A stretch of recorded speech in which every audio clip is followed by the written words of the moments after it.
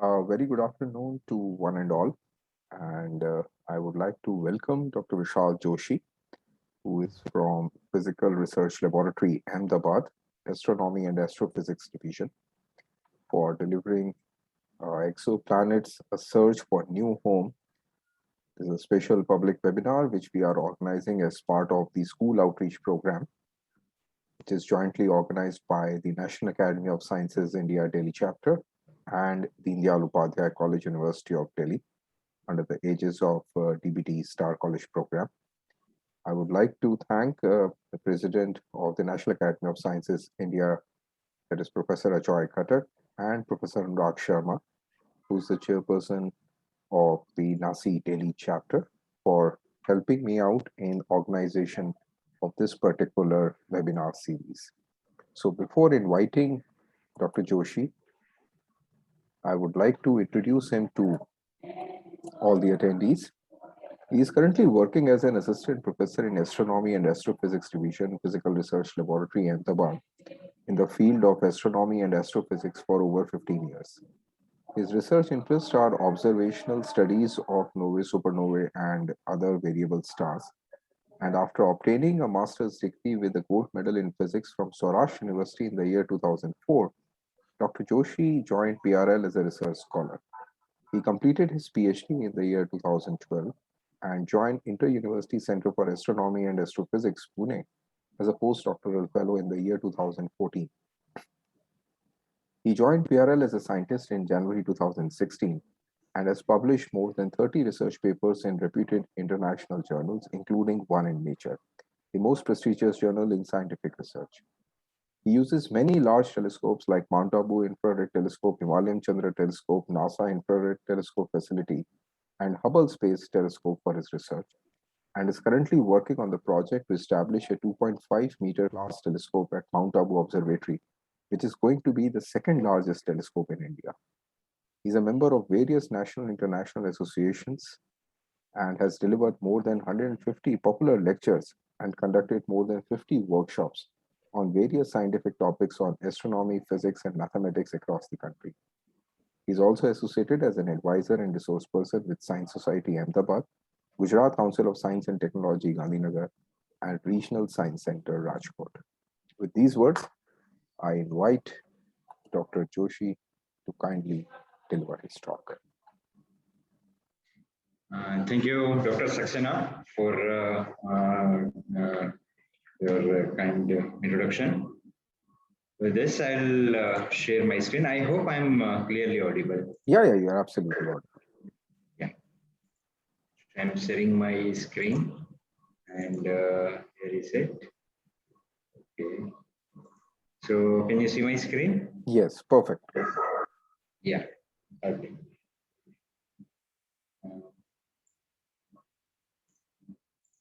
Fine. So, yeah, as it is already mentioned, that the title of the talk is it's an exoplanet search for a new home. So here is a cartoon of our own solar system, which is dominated by the sun, dominated in terms of mass and size and in all cases. And the other major members are the planets, which are revolving around the sun, and the minor members are like asteroids, comets, and all these things. Till centuries, we were aware about only few planets, and all these planets were revolving around the sun. But the question was that sun was not the only star in the universe. We knew that there were millions of such stars. Sun is an ordinary star among all the stars. I mean, sun is not a unique in mass, size, density, temperature, or in any way. Sun was unique in only way that it is harboring planets around it, and on one of the planet, the life has already developed, or rather, I would say, intelligent life has already developed. So that way, sun was unique, but otherwise, in other physical quantities, sun was not unique. I mean, it was an ordinary star. So the question arises that if Sun is an ordinary star, do other stars harbor planets around them? People started postulating since I would say 14th, 15th centuries that yes, other stars also might have harbored planet around it, but we had no any concrete evidence. Here is a cartoon picture of all these stars that may harbor planets around it. Recently, this field was, highlighted because it got a Nobel Prize. Recently, James Peeble, Michel Mayer, and Didier Queloz, all three people got Nobel Prize in physics. Among these three, these two people, Michael Mayer, and Didier Queloz, these two people, one is the supervisor, PhD supervisor, and another is a PhD student. They were the first one who discovered first planet which was revolving around star other than the sun. And such planets were called exoplanets, or they were called extrasolar planets, in short, exoplanets. So for the discovery of very first exoplanet, Michel Mayer and Didier Queloz obtained Nobel Prize in physics. That discovery happened in 1995. And from that era, we can see that we have discovered n number of planets or planet candidates. Today, till date, we have discovered more than 4,200 exoplanet candidates. Among them, only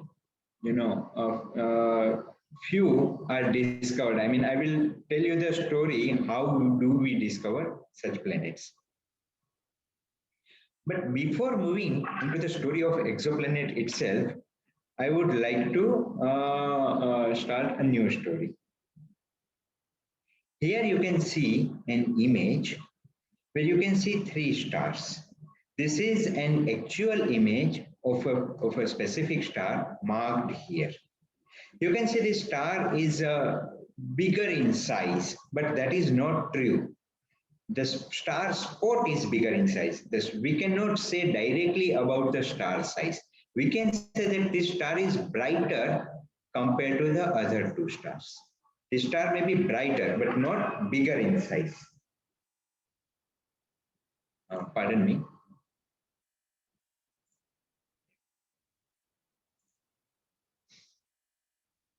So apparently this image is quite boring. I mean, this is just a white dot of a star and all.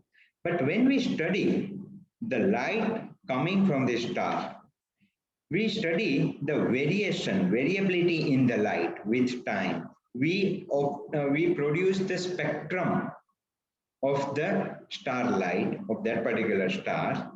We also, apply various mathematical models based on the physics known. We come to a conclusion that the star under observation is actually a very interesting system. And that is actually not a single star, but it is a binary system where one star is an ordinary star like sun, but much lighter and much cooler than the sun, whereas the other star is actually a very tiny but very dense remnant of a dead star. And mass, plasma, is accreting from one ordinary star to the other dense star through a stream and also forms a disk before falling onto the star, and so on and so forth. We can say many things about the star system. But interestingly, from this picture to this picture, the transition is not straightforward. In astronomy, usually students feel that astronomy research is very easy. You just look through the telescope and look at some star. You will see some interesting video. You just describe that video and research is done. It's not true. Even with the largest possible telescope on the Earth till date, we cannot resolve stars. except few extremely giant stars, we can actually not resolve any star. We can't say anything about the features on the star from direct observations. We need this kind of indirect evidences for all the astrophysical details. And that's why astrophysical research is really, really interesting research. I don't know this. Okay, yeah. So research is, I mean, research in astrophysics is not direct kind of a research. In any case, nowadays, no research in any field of science is direct research. But yeah, in case of astrophysics also, it is way beyond just looking through the telescope. Moving to our main subject, the exoplanets and its discoveries and all things about it. We start with various techniques we use to discover exoplanets, the planets revolving around the other stars. Discovering exoplanets was a real challenge, real technological challenge, and that's why we could not discover any exoplanet before almost end of last millennium. So why? So the few reasons were, first of all these planets do not have their own light. All these planets, like the planets around the sun, are simply reflecting the light falling on them from their host stars. Now imagine these planets are revolving around their host stars to relatively smaller orbit, closer orbit, whereas the system, the star and the planets are far, far from us. Their distances are few to few tens or few hundreds to thousands of light years, whereas the distance from the star and the planets is barely few light minutes or so, or light hours at most. In this case, the angular separation, when we see the star and the planet from the Earth, we don't see the planet very far from the host stars. And also the host star is very, very bright, million times or more brighter than the planet. So in that case, we cannot resolve the planet, which is very close to the very bright host stars.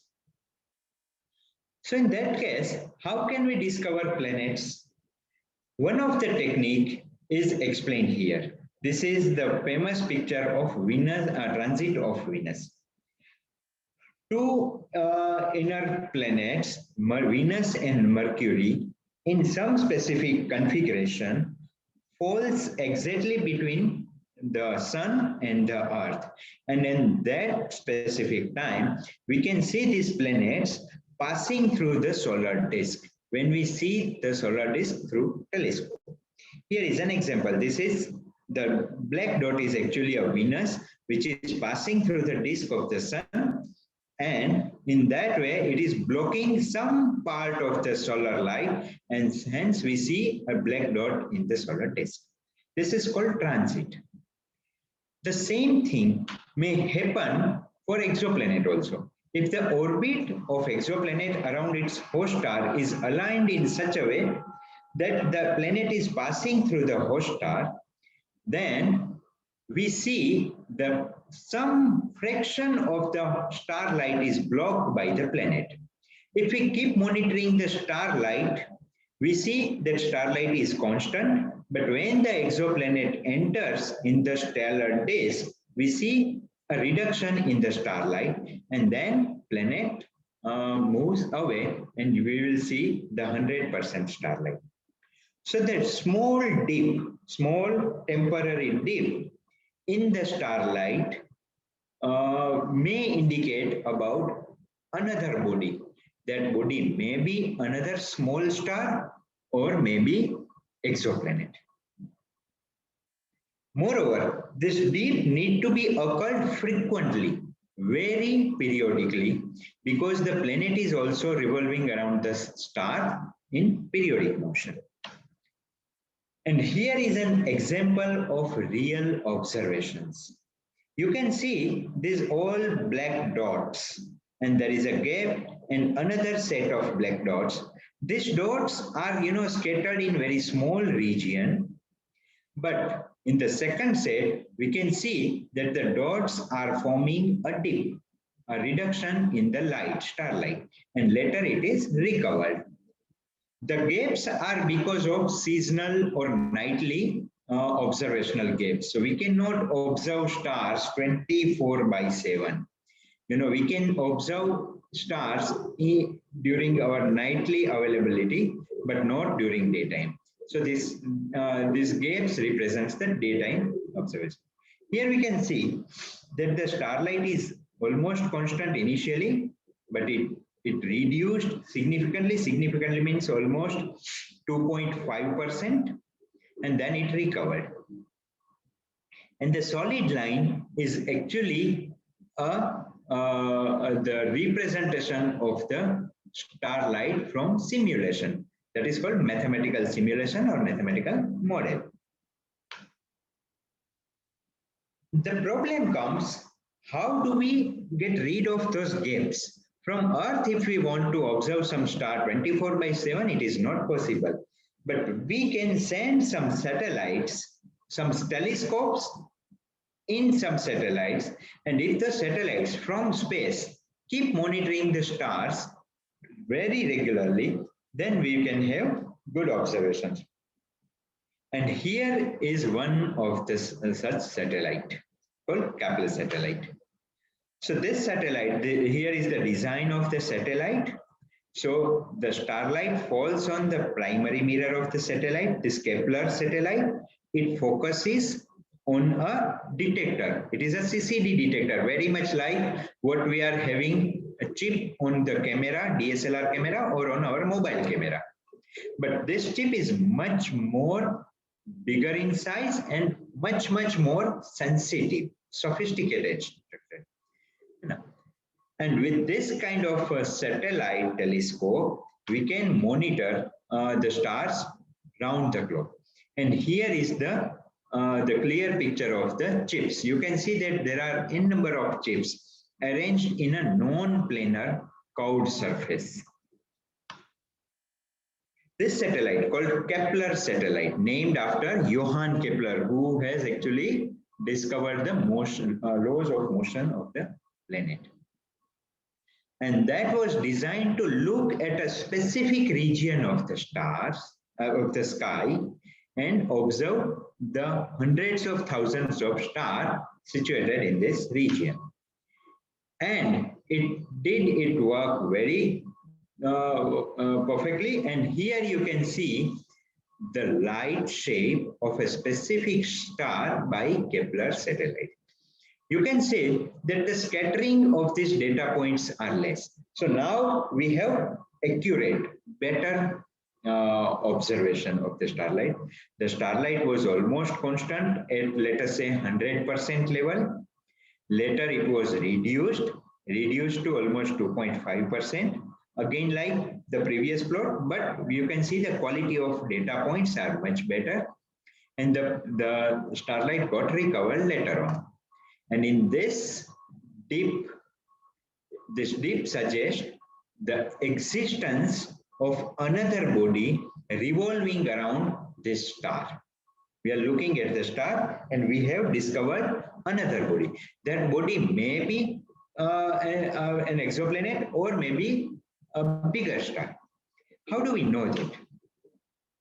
Before jumping into that, I'm going to explain that all the dips happening due to the passage of the exoplanets around the host star may not be this clear. Most of the time, it is so feeble, the dip is so weak, so feeble, that we have to apply some sophisticated methods to derive it. Here is an example. You can see the star in the center. The starlight is plotted here, and you can see the starlight forms a very narrow dip, and that dip is highlighted here. But even with this kind of narrow structure, we can say many things about the host star as well as the planet. How can we say about the planet, whether the third body is planet or not? And if it is a planet, what is its size, mass, and all? You can see that the width of the deep and the depth of the deep gives us a very good indication of the size of the planet and the size of the stars. Larger the size of the planet, more deeper the deep. At the same time, we can also estimate the size of the star also from the width of the deep. From the periodicity, at the period at which this dip occurs, we can measure the periodicity of the planet also. So from this simple observation of keep monitoring a star for long and measuring its brightness, we can say many things about the planet, whether it is very tiny planet or very giant planet. Here I'm showing you 5 different planets discovered using Kepler satellite. So these are the actual observed light curves. Light curves are the plots of light as a function of time. So here are different actual light curves, and the above pictures are not real pictures. They are computer simulations designed or derived from the analysis or from the modeling of this light curve. So from the analysis using the known physics and mathematics, we can say that, okay, the star size and the planet size are like this, and the planet is passing through this distance away from the center, and so on and so forth. Here it is, I'm representing the discovered planet by Kepler in its own field. We have discovered hundreds of planets using Kepler. So this transit method to discover an exoplanet works only if the planet is passing through the disk of the planet. I would say the planet is passing between the star and the observer. If the orbit of the planet is more inclined, and if the planet is passing above and below the stars, like my cursor is moving here, I hope you can see my cursor. So in this case, we cannot see any reduction in the starlight, and we cannot see any dip, like here. So in this case, transit method will not help us discovering planet.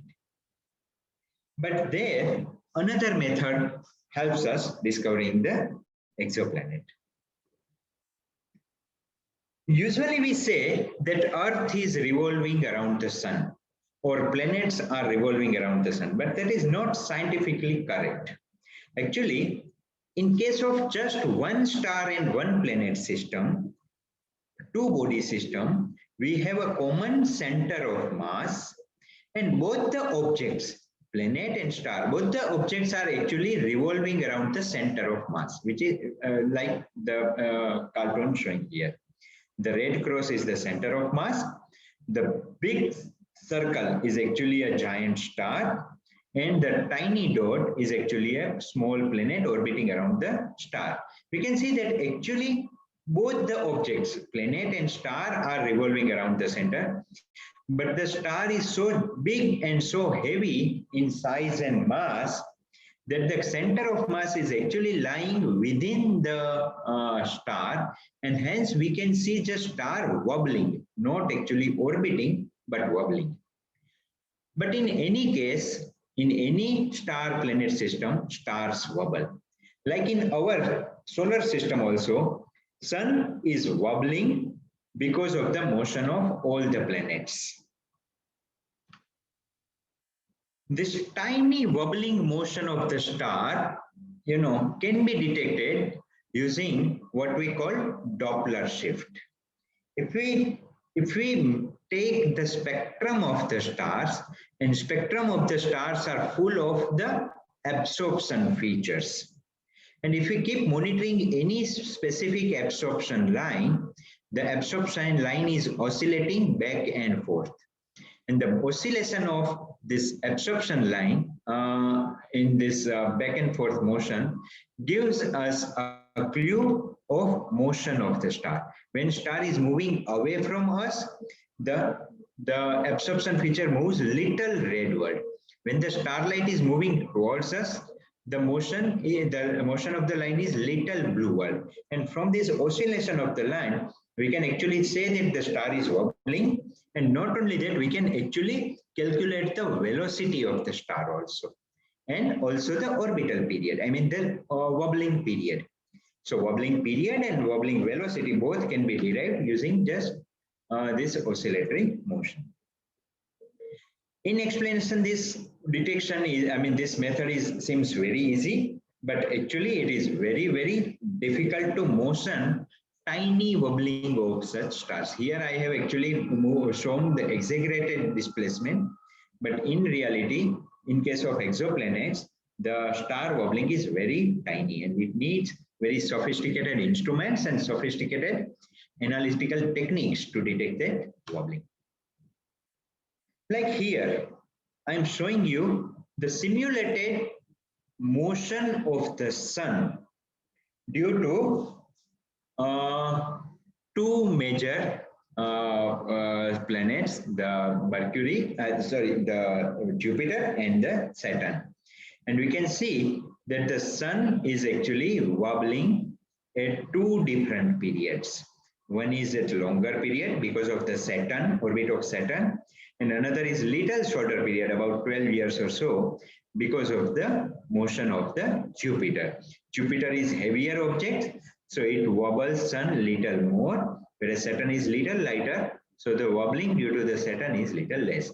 The wobbling of sun is actually not two-way, it is the combination of both these ways. And this way, the wobbling of sun is barely, just 12 to 15 meter per second, 12 to 15 meter per second, which is comparable to a running person.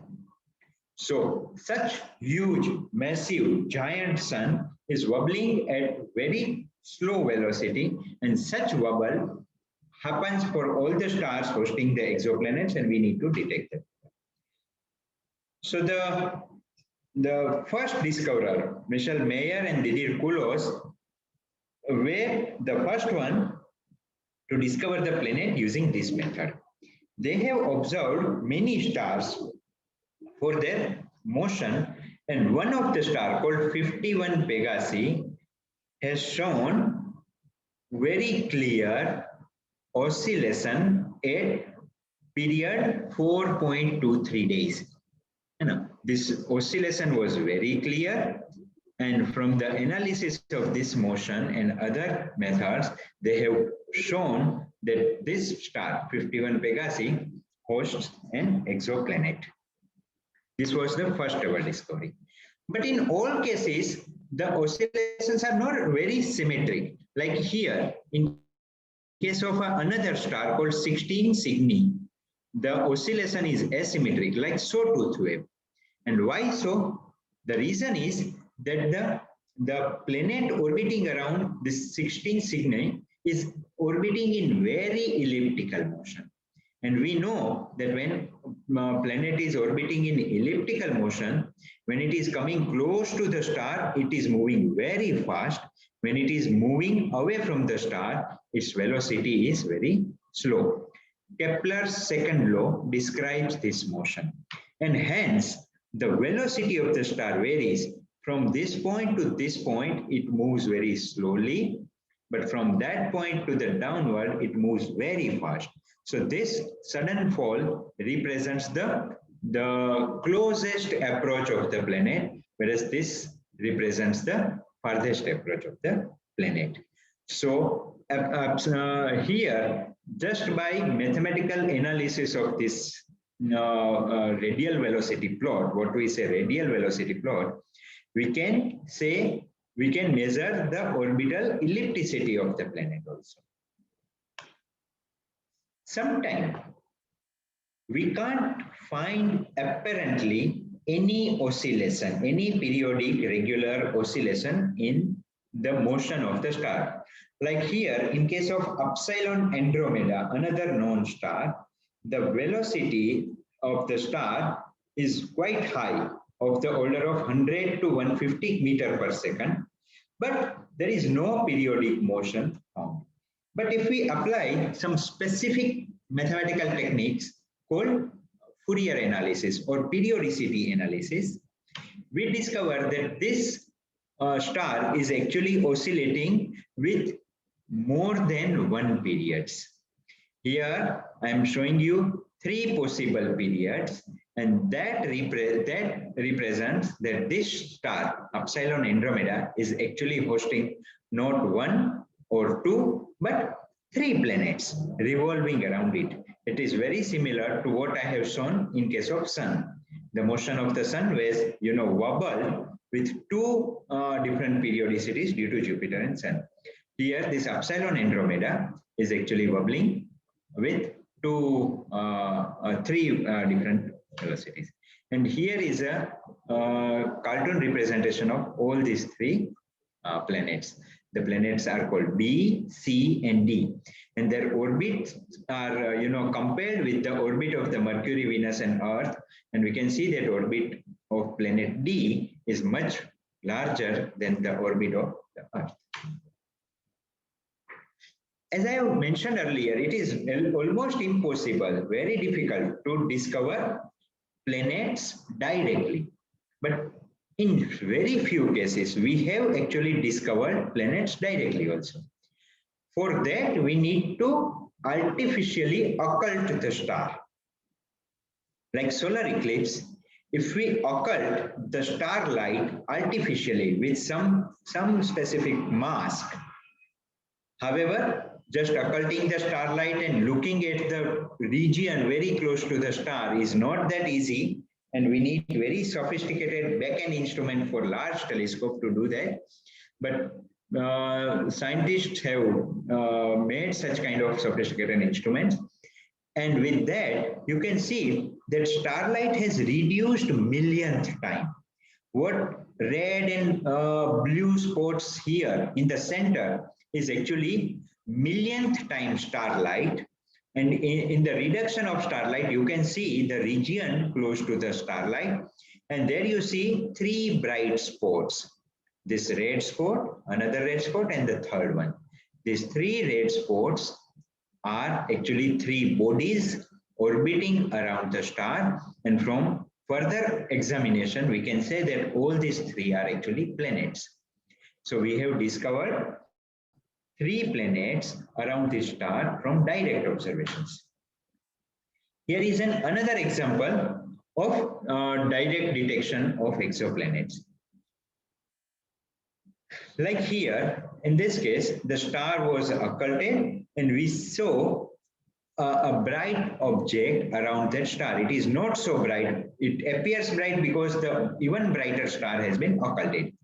The star is called Pictoris, Beta Pictoris. The star is called Beta Pictoris because it is the second brightest star in Pictoris constellation. And what we have discovered, an object near to the star, we have discovered that object after a few years, maybe 5 or 6 years, and we found that the object is moved to another extreme. And from these observations, we have actually derived not only the exoplanet around the star, but we have also derived the motion of the exoplanet around the star from direct observations.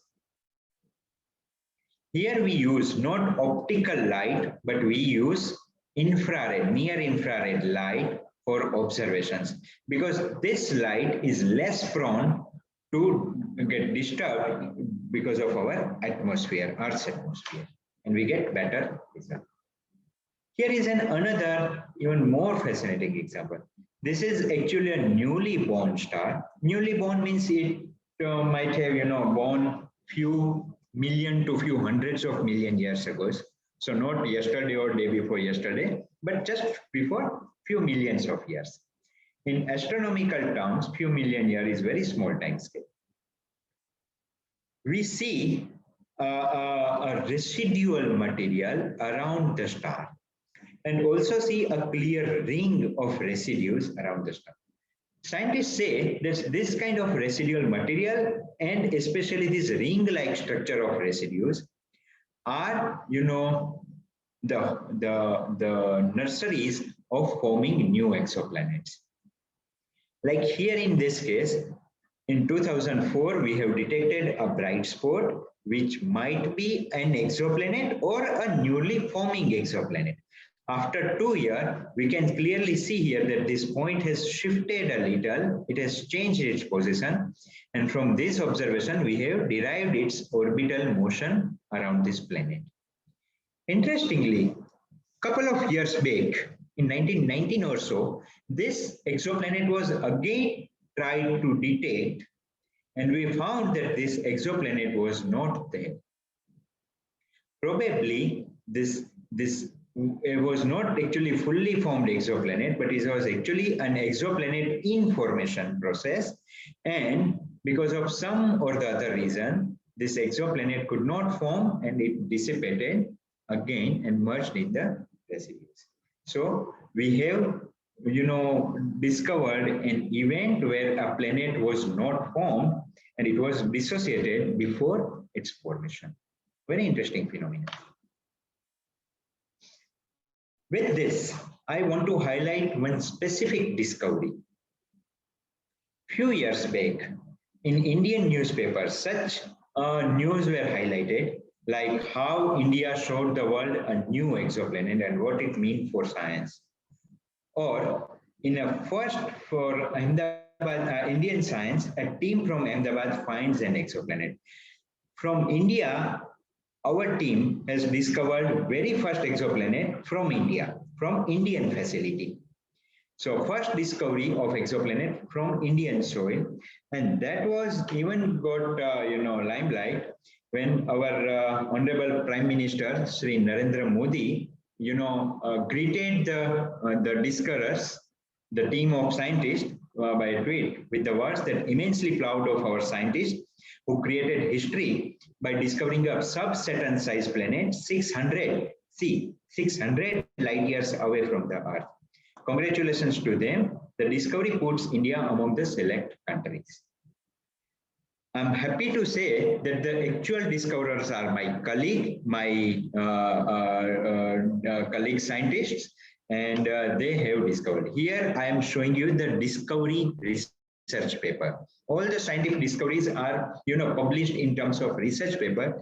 Professor Abhijit Chakravarti is leading the group, and except two, all the members of this discovery team are from India. And they have used our own Mount Abu optical infrared telescope for this discovery. Here I take the opportunity to introduce our own telescope, Mount Abu Optical Infrared Observatory, which is one of the 5 largest telescopes in India. This is a panoramic view of Mount Abu Observatory. The white building you see here is actually the main observatory, along with several other small telescopes. We have total 4 small telescopes. The largest one is this 1.2 meter diameter. The telescope, I'm showing you, this is the telescope. This structure is lying within this dome. This is actually a 3-story building. On top of the building, on the terrace, there is a big dome. And within that dome, the telescope is here. The hollow tube comprises 1.2 meter, 120 centimeter diameter mirror. And this structure is, of 15 to 20 tons in weight. And there in nighttime, this fork helps the telescope to point at a specific point of the sky. And then these telescopes look at the star, collects the starlight, and fits it back into this back-end instrument. This is kind of a camera, but again, very sophisticated camera. Like here, this golden structure is actually an not optical, but infrared camera, which detects starlight in infrared. So the team of our scientists has actually discovered a periodic dips in a specific star. And here is the zoomed version of the dip. You can clearly see that the starlight has reduced. So they have discovered the exoplanet first using the transit method. However, this data was obtained using another satellite called TESS. So Kepler and TESS data they have used. But in order to confirm that this third object, the object around the host star is actually an exoplanet, they have used our own telescope and measured the radial velocity. And from that measurement, they have not only confirmed that the body revolving around the star is exoplanet, but also measured its mass and radius. And the mass and radius of that exoplanet lies in the range of about some 26 solar mass, and the radius of the exoplanet discovered from India lies around 6 Earth radii. See, as I initially said, we have discovered thousands of exoplanets, but the exoplanet lying in this range are barely 25. So this is a unique discovery enriching the sub-Saturn size and mass of the exoplanet. With this, I'll give you some interesting examples of the exoplanet before completing my talk. Not only one or two or three exoplanets we have discovered. Recently, few years back, we have discovered one star planet system called TRAPPIST-1, where not 1, 2, or 3, but almost 7 exoplanets have been discovered revolving around a single star. So this is a planet system, a star planet system we have discovered. We have also discovered planets not around the living star, but also around the dead remnant of a star. Like here in this case, this specific exoplanet PSR 1257b and PSR 1257c, these two exoplanets are revolving around a dead remnant of a star called pulsar, which is actually a neutron star. Again, the first discovery of exoplanet was around 51 Pegasi. We have also discovered an exoplanet with 391 Pegasi. This exoplanet is not revolving around a normal living star, neither it is revolving around a dead star. It is actually revolving around a dying star. The star is dying through a process called red giant phase. The star is at the end of its life and now it is expanding heavily and losing its mass with very high rate. And such phase of the last phase of the star is called red giant phase. This specific exoplanet is orbiting around this red giant star.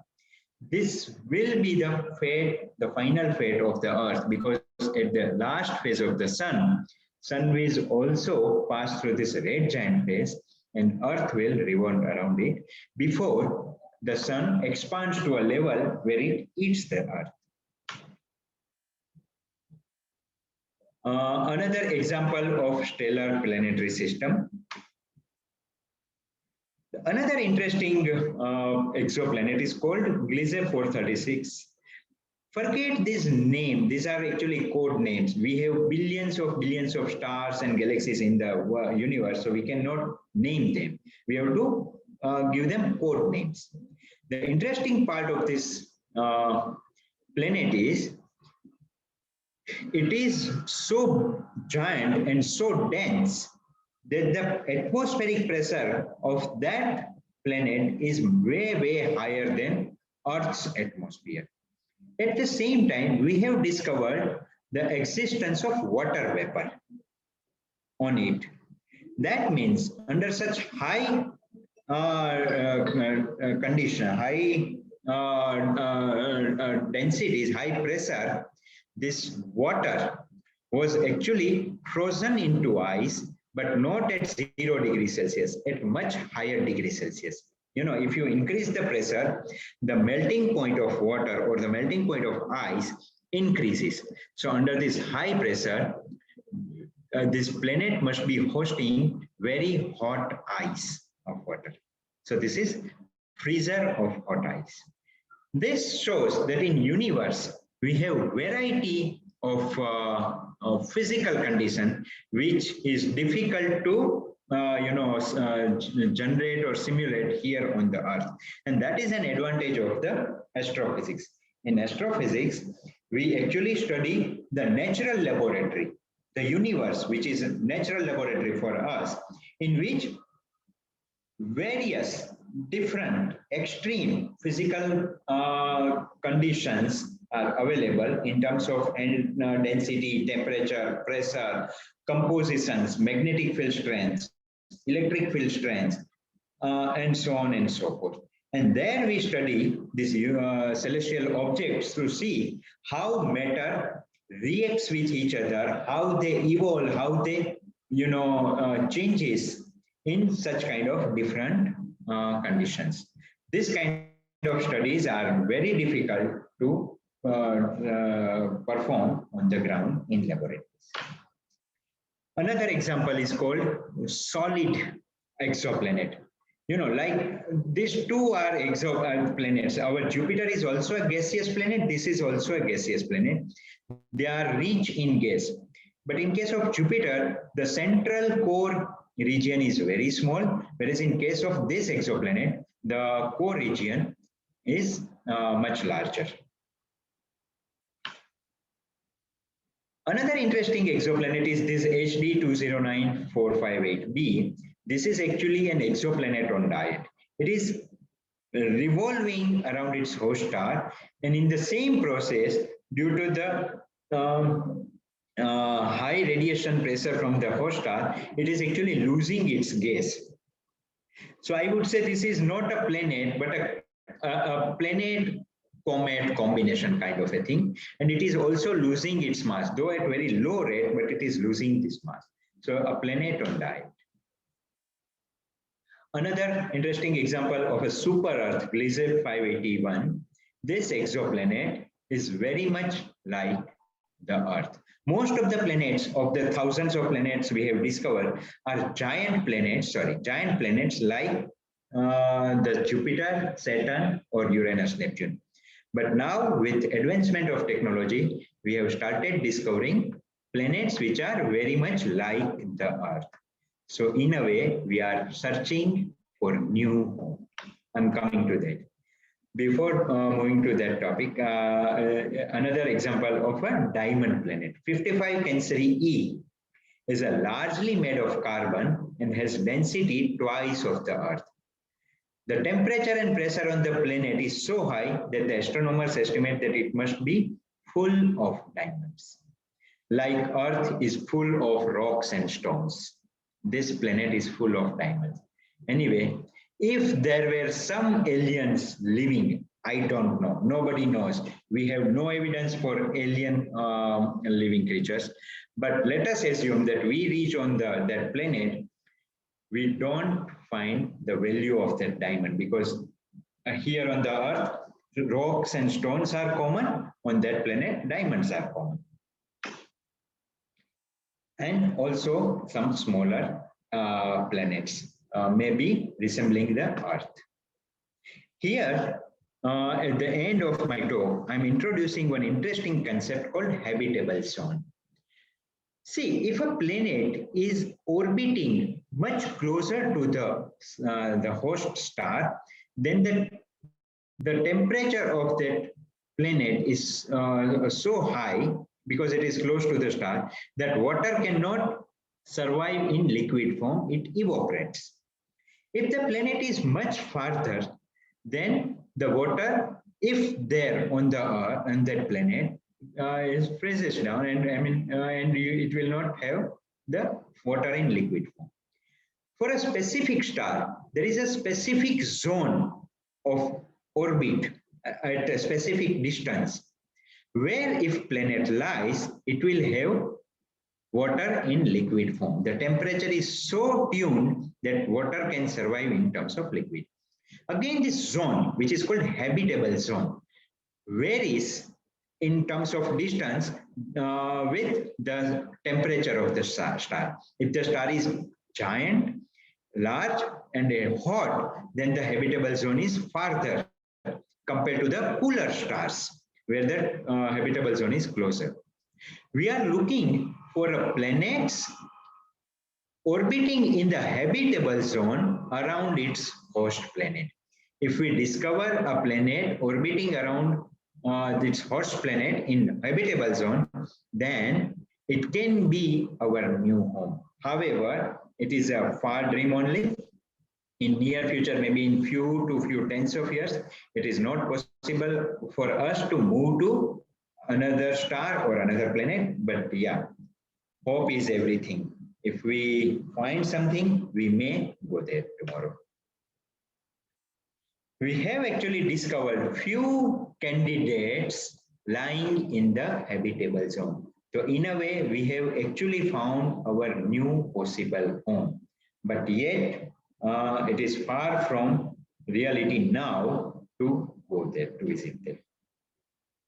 With this, I again say that all the thousands of exoplanets we have discovered till date are lying in the small circle shown here, centered around the sun in our galaxy. Our galaxy is hosting hundreds of millions of stars, and yet we have discovered exoplanets from our near neighborhood only.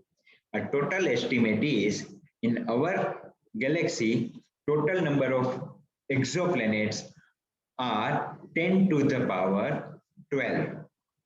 Total number of stars are roughly 10 to the power 11, and total number of planets are 5 into 10 to the power 11 or to 10 to the power 12.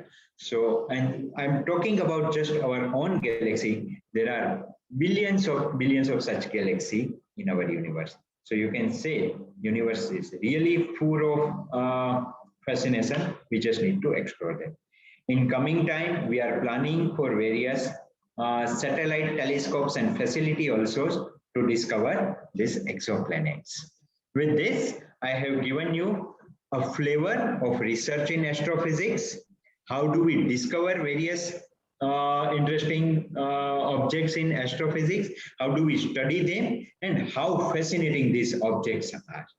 So with this small efforts, I stop my lecture here. Thank you. And we are open for a few questions from the audience. Thank you very much, Dr. Joshi. And there are, if you can just stop sharing for a while, you can see the chat section. Yes. Yeah. So you can see the chat section, and whichever questions you find we can take in next 10 minutes. Okay. The floor is all yours. Yeah. Sure. So what fraction of hot Jupiters might actually be failed binary rather than migrated planet? This is P. Exeter University. Okay. So again, these are statistical estimations, but the estimation roughly is 2 to 3 times of the total number of stars are hot Jupiters in our universe. Not only hot Jupiters, remember, brown dwarfs are another type of stars which are almost, the bridge between stars and planets. They are not fully stars. They are not, running this PP chain or CNO cycle reaction to convert hydrogen into helium, but yet they are, bridge between planet and star. So total number of failed stars are more than total number of stars. Okay. Why does a planet have elliptical orbit and not circular? Why do the planet not crash with the sun, and why moons do not crash with their respective planets? Okay. First of all, the orbit of the planet or orbit of any celestial object around other object can be circular, can be elliptical, can be parabolic in special case, or can be hyperbolic. In case of hyperbolic and parabolic, these two orbits are open orbits. Like many comets visiting the sun are, in hyperbolic orbit. So they visit the sun only once and then leave the solar system for all. So the motion of the planets or the orbital shape of the planets primarily decides by the energy involved, or in simple terms, I would say the linear velocity at a given point on the orbit. So it is very trivial. I mean, the Kepler was the first one who has given the three laws which describes the motion of the planet. So all the planets cannot be in circular motion. In fact, most of the planets are in little elliptical motion. If a planet binds in a specific motion, let us say in elliptic motion, it needs some external force. It needs to lose or gain the energy in order to change its orbit. So yeah, so once the object is in a specific orbit of a specific shape, it will keep remaining in that shape. And the second question is why they are not, crashing on the central object. The reason is what I would say, the centrifugal force. When an object is in orbit, it has a centrifugal force which actually compensates the centripetal, that is the gravitational force. The gravitational force of the sun tries to pull the earth towards the sun, but at the same time, the centrifugal force compensates that gravitational force and do not allow the earth to fall on the stars. Do large stars attract the smaller ones? Yeah, like star and planet, stars are also in the orbit. We have discovered 2 stars in the orbit, many hundreds of such binary stars. We have discovered 3 stars in the orbit, 4, 5, or even 6 stars in an orbit. They are in a specific hierarchy orbit, but yes, do stars also attract each other? Can transit be identified from naked eye? It is especially transits due to exoplanets cannot be identified through naked eye, but transit of one bright star through other faint star can be identified through naked eye if the star size and brightness are sufficient enough. Yeah. Okay. How is the solar system of a binary star? Okay, yeah, we have discovered exoplanets around binary star also, and there the exoplanet is not orbiting around the single star; it is orbiting around both the stars. Most of the time, the binary star, both the stars are quite close to each other, and the exoplanet is orbiting at much farther distance. If the planet is orbiting around one of the binary star, the perturbation due to the gravitation of other star disturbs the exoplanet, and eventually the exoplanet will be thrown away from the system. So in stable equilibrium system, the exoplanet has to orbit both the stars. Or vice versa, if the binary stars are too far from each other and exoplanet is very close to the one of the star, then also system can be stable. Is there any satellite which is sent to the center of Milky Way galaxy? Actually, the artificial man-made satellite reached farthest from Earth has just crossed the solar system. Forget the center of the galaxy. Center of the galaxy is almost 30,000 light years away from here. Even light takes 30,000 years to reach to the galaxy. So we have not sent anything to center of the galaxy. The farthest known satellites, Voyager 1 and Voyager 2, has just crossed the boundaries of the solar system called heliopause. Can we say that star is alive and dead by this method? Sorry, I skipped. Is the dip caused by the planets somewhere different from the dips from the asteroids? Asteroids are very small in size. So even if they form any dip, the dips are very small. So these dips are not, I would say, the intrinsic physical dip. It is just blockage of light because of the passage of the object. Smaller asteroids will form small dips. Can we say that star is alive or dead by this method? Stars are actually not a living object, remember. We say star is alive when star is in equilibrium. The gravitational contraction of the star itself wants to shrink the star, crunch the star. But at the same time, the nuclear fusion process happening in the core of the stars, produces huge amount of radiation, and that radiation pressure pushes the star to expand. The expansion and the compression compensates each other, and the star is in equilibrium, like our sun is in equilibrium. In the process, the star is in equilibrium, we say the star is a living star, but it is not actually a living star. It is not a real living star. When this equilibrium goes, the star will pass through various phases of dying process and eventually ends up in a compact objects like white dwarf, neutron star, or black hole.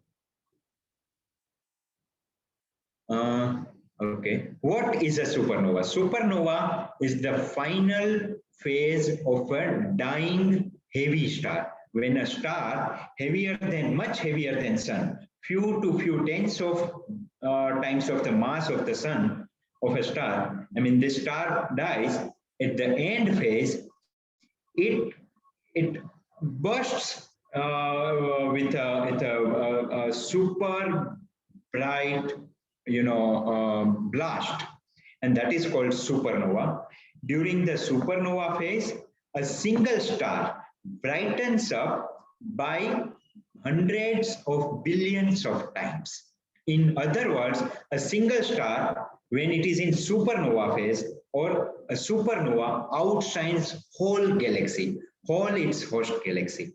So this is a supernova. After the supernova, star will lose 99% of its mass, which is rich in heavy elements like carbon, nitrogen, oxygen, magnesium, sulfur, phosphorus, neon, and so on and so forth.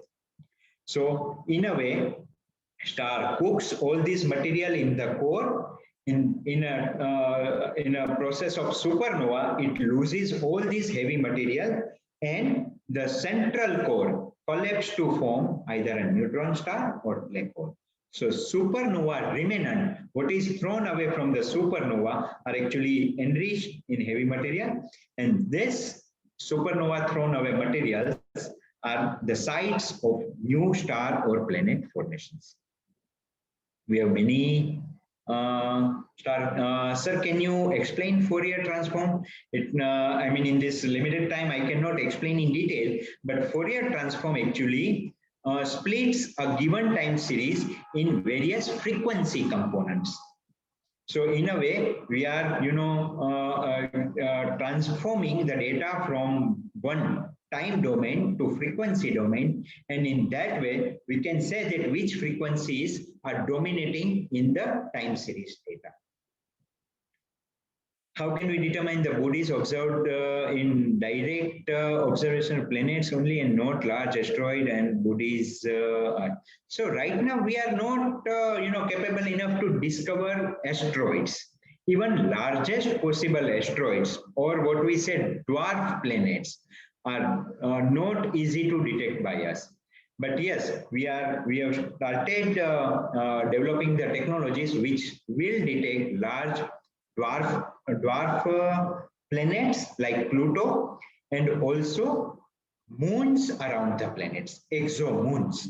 So yes, with time we may discover them. You mentioned about the pulsars. Can we explain briefly what is pulsar? Pulsars are actually neutron stars.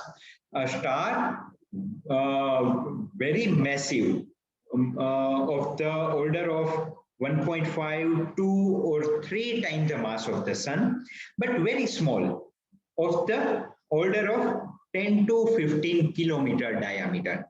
So you can imagine that 2 suns are compressed to form a 15-kilometer diameter object is very dense object. A spoonful of material may be heavier than whole Himalayan mountain range, including Everest and K2. So these are very dense objects made up mainly of neutrons only. All the protons and electrons have merged, fused to form neutrons. So these are neutron stars. They are very dense. They also are having dense magnetic field lines. And this extreme high magnetic field lines interact with surrounding material to produce radiation. These neutron stars are also rotating very fast, 100 to 1000 rotation per second to a few seconds per rotation, kind of a range. So frequency is 1000 to 0.01 hertz frequency. And in this process, they are emitting radiation in the direction of both the magnetic poles. If this radiation beam passes through the Earth during the rotation of the neutron star, it shines the Earth. If we have radio or optical telescope, we can see that neutron star pulsing. When the beam passes through the Earth, we see bright pulse and then again faint. It's very much like, this lighthouse effect. So these are called pulsating stars, or in short, pulsars. But they are actually not pulsating physically, they are rotating. What is the infrared no of sunless planet and free planets? I'm sorry, I'm not able to understand. What is the What is the inferred number of sunless planets or free planets? We have not direct estimation, but yeah, we know that many planets have been thrown away from the host star during this formation process or during the binary process, and many free floating planets are there.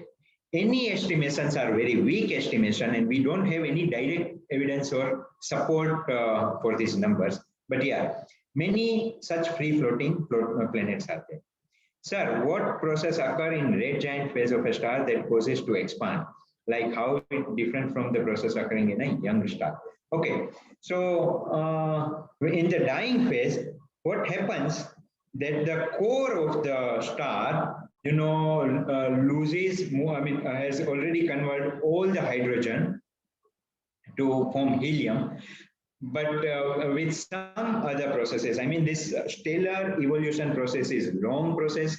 I take 2-day long workshop to PhD students of our institute, and yet it is not sufficient time. But I would say suddenly in the core of the star, the fusion process ignites rapidly, and so it produces huge amount of radiation, and this radiation pressure expands the star expands, and so its size increases.